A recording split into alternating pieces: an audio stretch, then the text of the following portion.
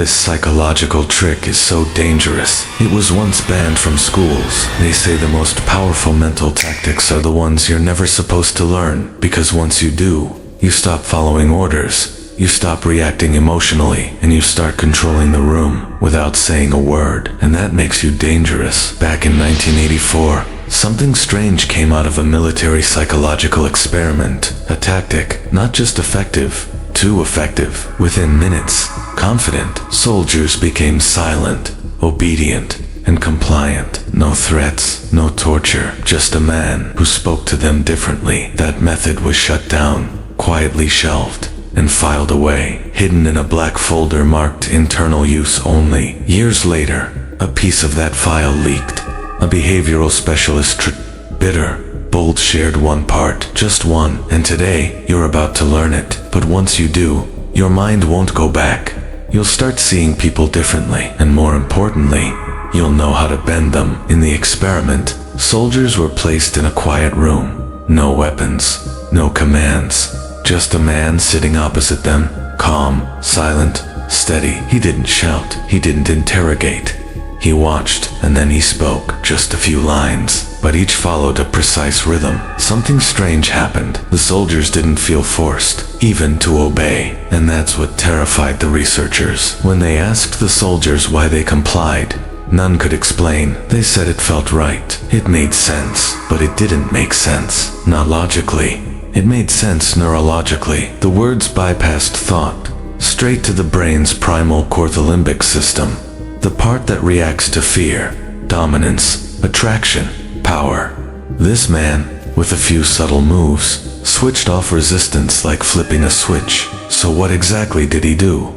How did he break the minds of trained soldiers without a single threat? You're about to find out. But first, understand this. Your brain betrays you every second, without you even knowing.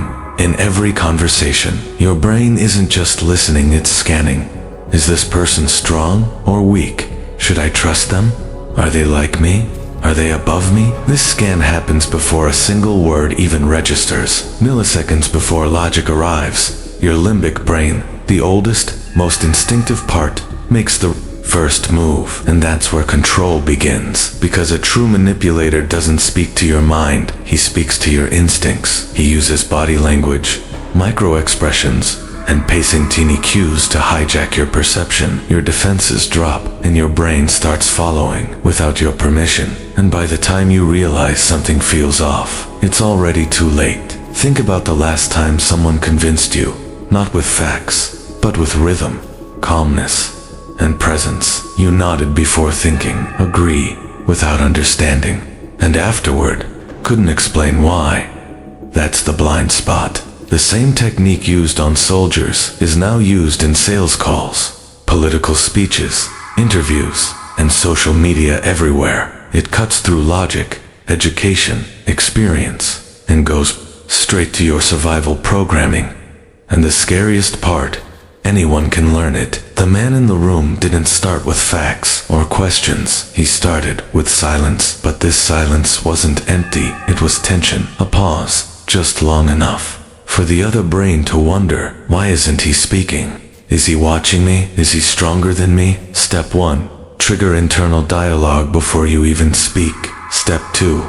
Calibrated eye contact. Not aggressive, not soft, just sharp. Brief holds, long enough to make the subject feel seen, but unsure.